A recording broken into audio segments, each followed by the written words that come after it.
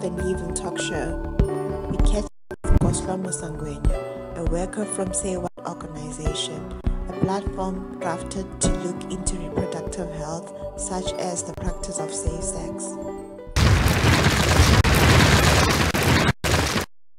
Welcome to Health and Living talk show. Today we're going to be talking about sexual health. Joining me today is from Say What organization, and he's going to introduce himself. Okay, good day everyone. My name is Sipho Mhlanga for Say What, and Say What for students and youths on reproductive health team.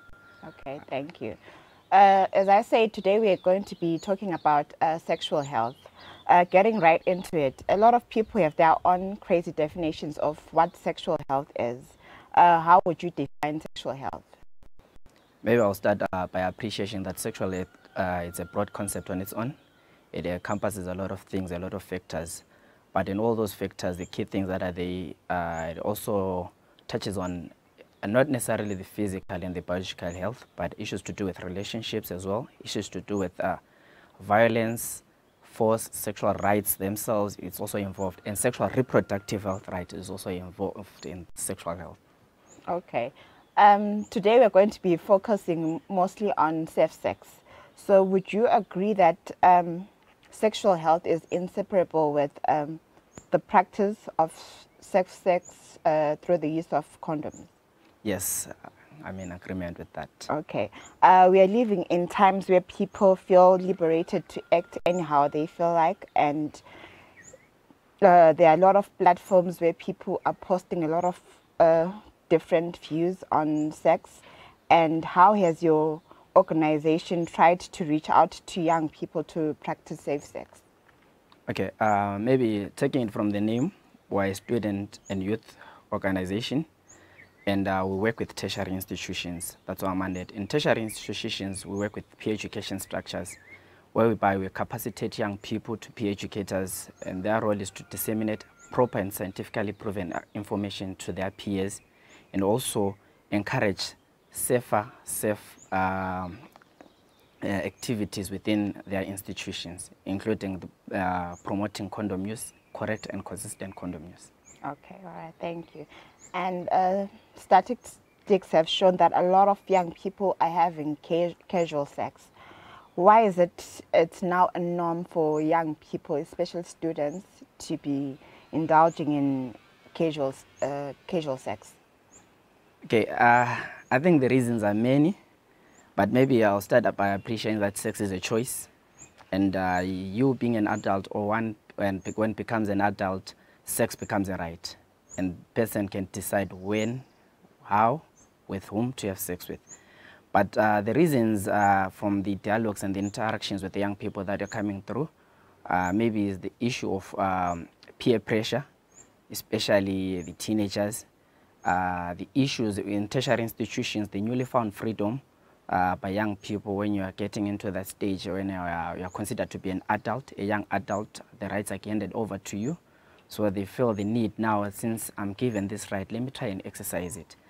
And maybe the issue of globalization, the cultural decay within our communities, things are just happening along with the global trends, and from what the media and other things are portraying, I guess that's the influence where it's coming from. Okay, thank you. And because of this moral decay we have seen, there has been an abuse of morning after pills. We see a lot of young people buying morning after pills due to the fact that they are not practicing safe sex. What are the health risks, would you say, of taking those pills? Okay. The morning after pill, the emergency contraception pill, as the name says, it's an emergency pill. And young people tend to have too many emergencies at a particular given time. There are severe consequences that come from the morning after pill, because on its own, that pill comprises of a high dosage of hormones that then prevent or that act as a contraception method. So with that high dosage, if one continuously take that, the effects are, maybe just to give an example, effects of change of the menstruation cycle, the pattern of it then changes to an extent that some people go on for a period, for a longer period. Some will start spotting or heavy flows or all sorts of things. Yeah. Okay. And coming back to the topic, morning afters are emergency contraceptives. They don't really protect one from STDs and HIV. Yes. Can condoms provide protection from STD and HIV? Yes, if correctly and consistently used, they can provide that. Okay. Another thing we have seen as well is that a lot of young people are experimenting a lot, and they are talking about it on social media. They are taking videos. They are going as far as having oral sex. What are the health risks associated with oral sex? Okay. The health risks of oral sex, just like any other sexual activity that there is or any other sexual intercourse there is, you can get infected with STIs, that is. As long as there is an entry point and as long as there is an infection, there are STIs that you can actually get through oral sex, because you'll be exposing yourself to fluids that actually carry those infections, the STIs that we're talking about. Okay. So would you say there is a 100% effective way of preventing HIV and STDs? Yeah, there is, but I know most of the young people will tend to differ, but abstinence is the best way. If you're not yet ready, you can never contract any STI or any STD if you abstain.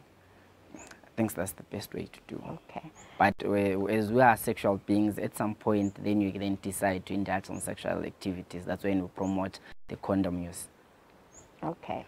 On condoms as well, and what do you call this? Birth control pills. Do birth control pills reduce the risk of HIV and AIDS? No, they don't. Birth control pills only prevent you from, or any person from getting pregnancies. Okay. So it's just a contraception method. It doesn't have to do with anything to do with any infections. So it doesn't protect you from STIs and HIV. So it's essential to use birth control pills and condoms if you are engaging in sex. Okay. That's what we encourage amongst young people. Okay. People come up with many theories of why they don't like using condoms. One of them is that it doesn't feel the same way, and or they don't know how to use a condom. What is the correct way of using a condom? Okay. There are a lot of myths and misconceptions that have been put across by young people in general, trying to give justifications for them for not choosing condoms. But the truth is, everyone, as long as you're sexually active, there's a need for you to actually protect yourself, to engage in a safer sex activity.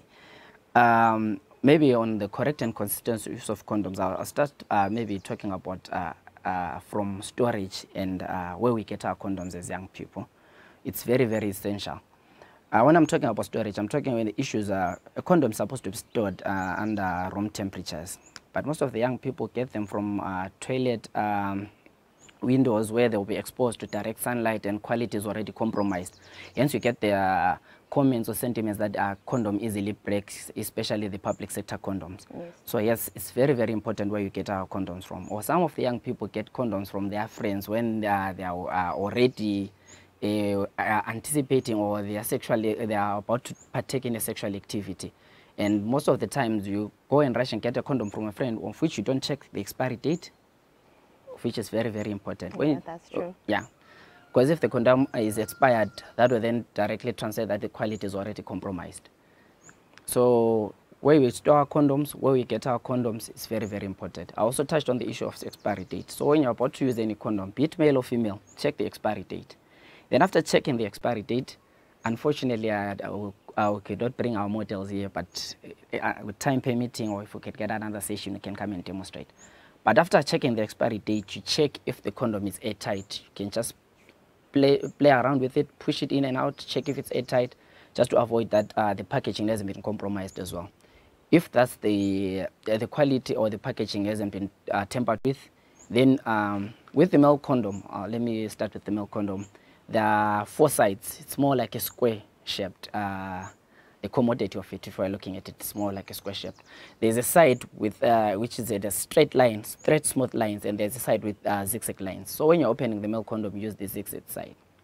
Reason being is if you try to use the other side, it's going to be very, very difficult for you.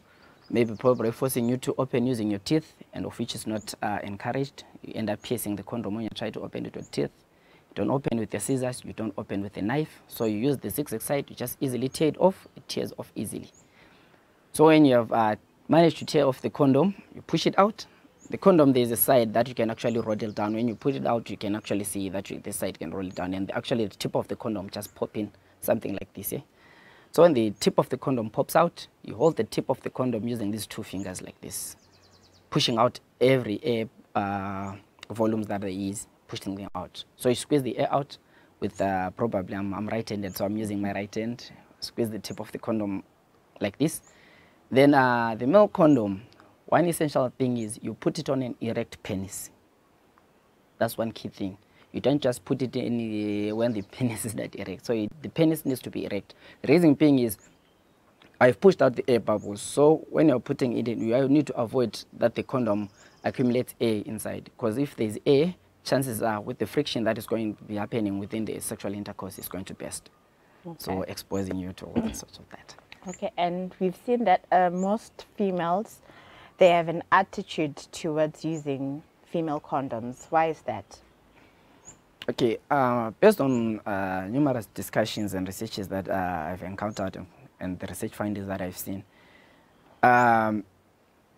it's about socialization and the cultural socialization that women come through. Most of the young women fail to talk about sex and sexuality or to express them, especially the issues to do with safer sex, to negotiate for safer sex. They feel that boys are the ones that need to initiate sex to start with.